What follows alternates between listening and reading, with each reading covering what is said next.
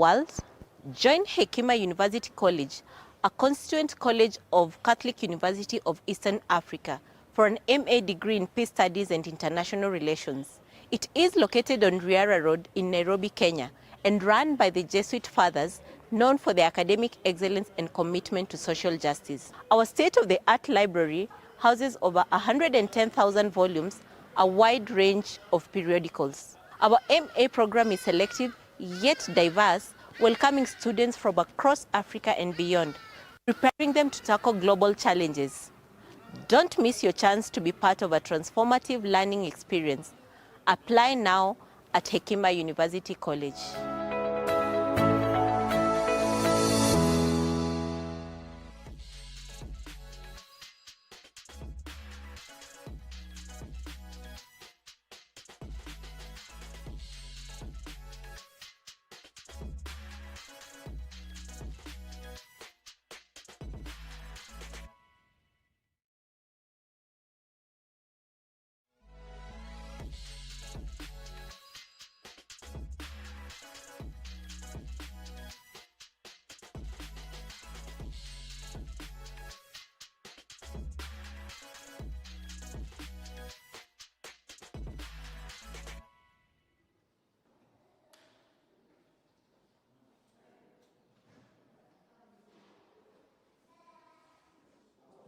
My name is Kelvin Mateu. I'm the Head of Programs and Business Development here at NextGen Labs. NextGen Labs is a education and emerging technologies innovations space or hub in Lilongwe. So we basically focus on offering education for children in coding and robotics. For adults, offer boot camps where we teach them different trends and curricula around emerging technologies. And we also offer emerging technology solutions to different stakeholders. The basis of NextGen Labs, as I said, evolves around emerging technologies such as Internet of Things, AI, blockchain, and all that. So we basically offer these services to different stakeholders and partners who we have been in touch with and been engaged with from the time that NextGen Lab started.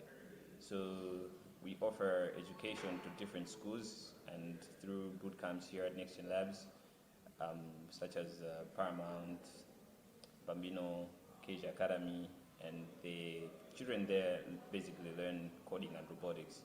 But we also offer different solutions around emerging tech to different stakeholders or through different projects that we conduct with our partner stakeholders such as Save the Children, UNDP, and PPPC is funded with a grant that we're offering digital skills training to different youth around Malawi. We're able to cover up to around 2,000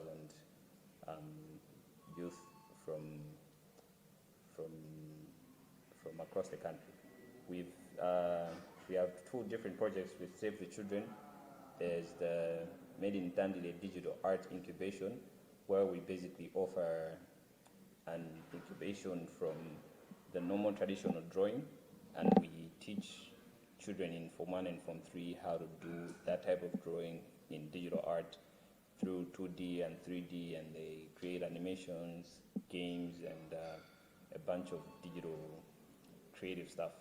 So it's basically trying to cover up for the traditional art that is mainly encompassed in Malawi into the modern art of creating games and comics and animations that they can actually get to portray and create a whole industry around it.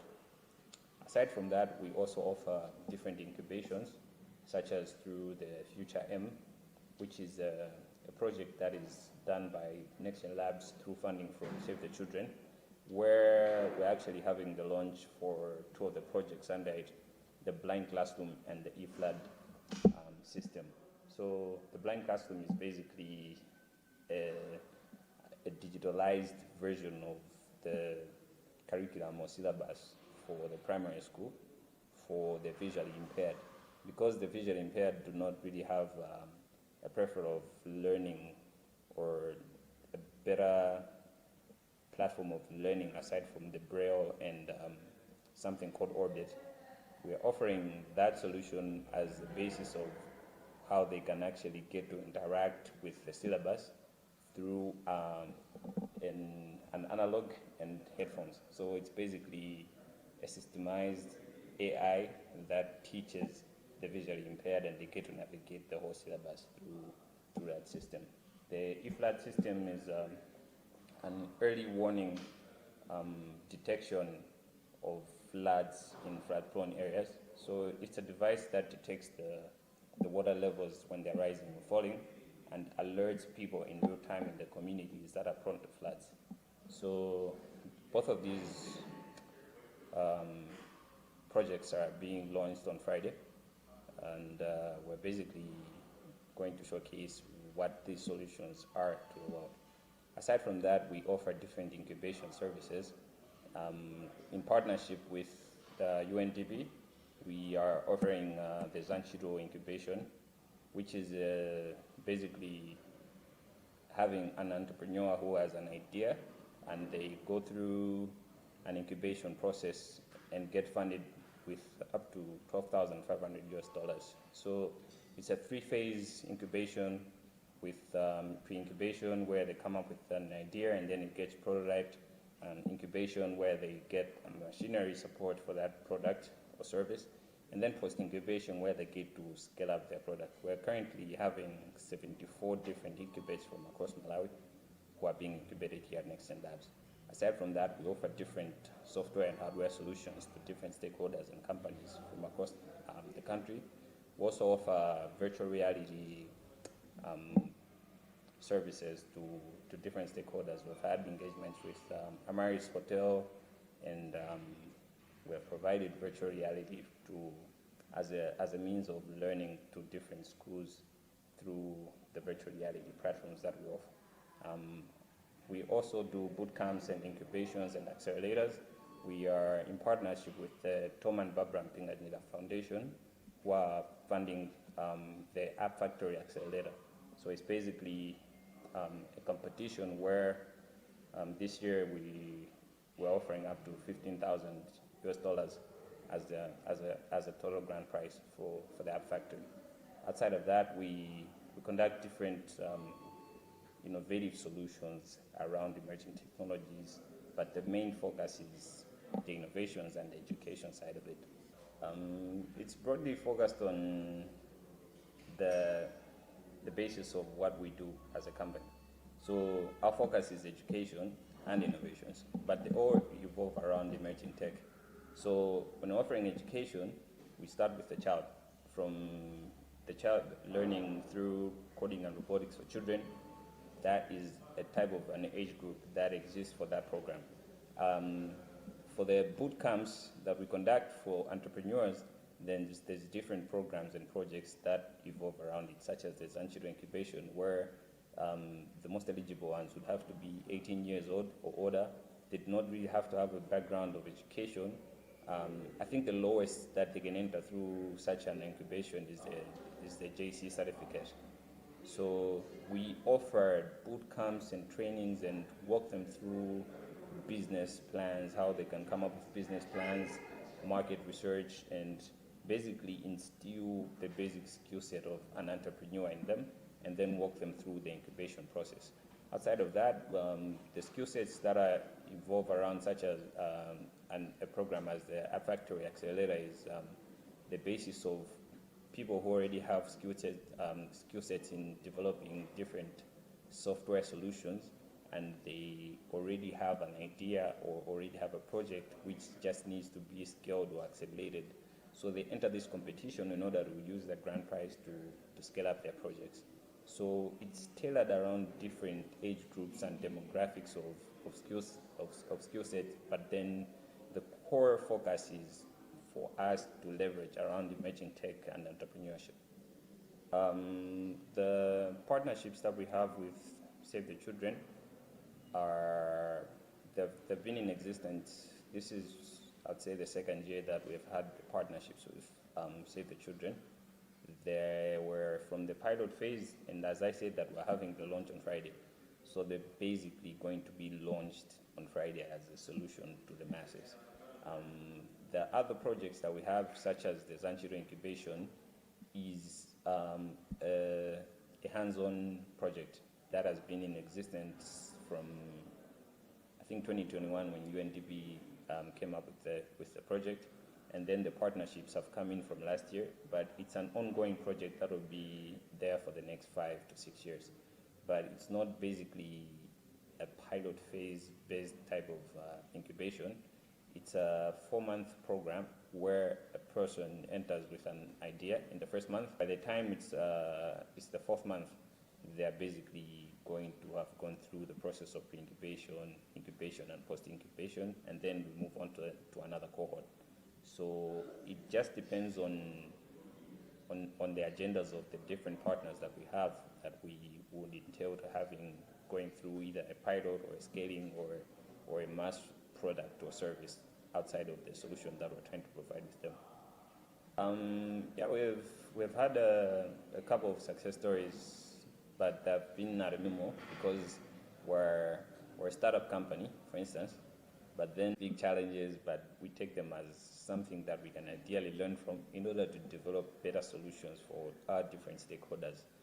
Yes, there are some challenges that we can come across, finances at some point in time, different types of partnerships, how to get those partnerships, but then we know that from the get-go, the basis of entrepreneurship or the basis of existing as a business is to go through as many challenges as we can go through and then adhere to being persistent enough to exist on the market and to grow outside of it.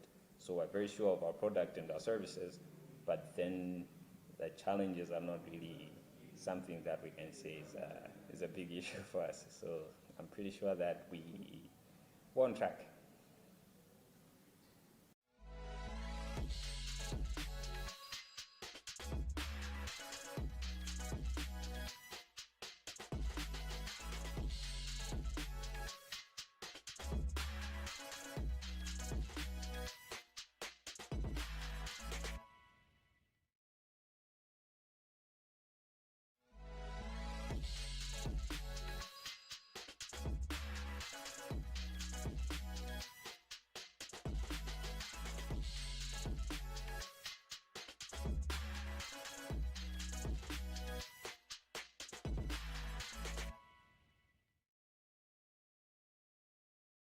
The digital and innovation sector has been something that has been underlooked in Malawi, but I would ideally say people are getting to notice it.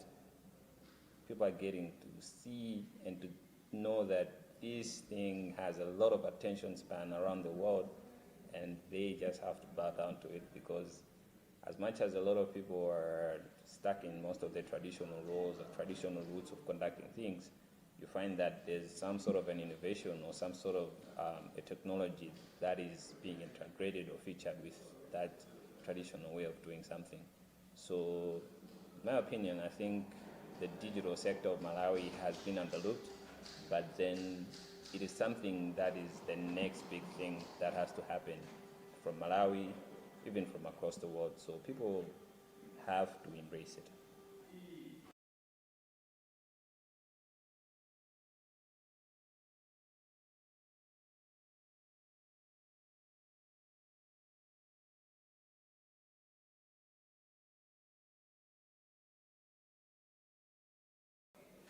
As a country, that's a big one for me because it impinges on the sorts of leadership that we have. I would ideally say that the Vision 2063 is something that we really look up to, and that a lot of youth have to really invest into knowing what it stands for, and maybe take a part in the initiative in order to make it come true. So I think it has to start from within every individual into how we can grow into developing that sort of a future for ourselves, for our country, and for all the people that will eventually follow Malawi. Well, as Next in Labs, we have the Vision 2063 under our mission. And part of our vision is to actually be part of the success factors that helps Malawi to go into that vision.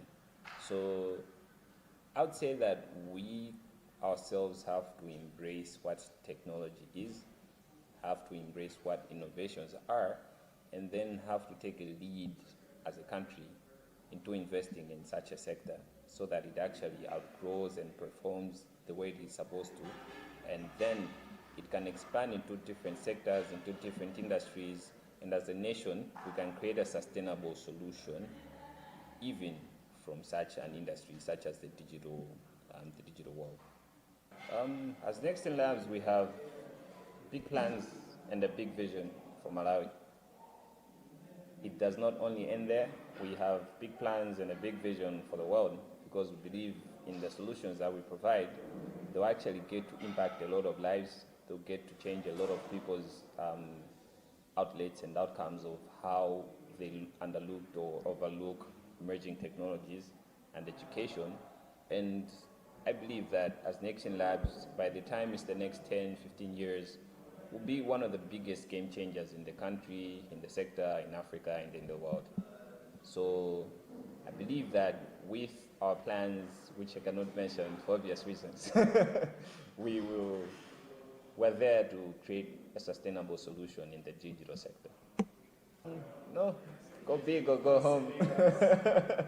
Go big or go home is always the mantra out here. But then we believe that if we go big on tech, if we go big on innovations, then we'll definitely not just go home, but we'll go home as a success, and then we'll eventually get to see a successful factor come out of Malawi and into the world.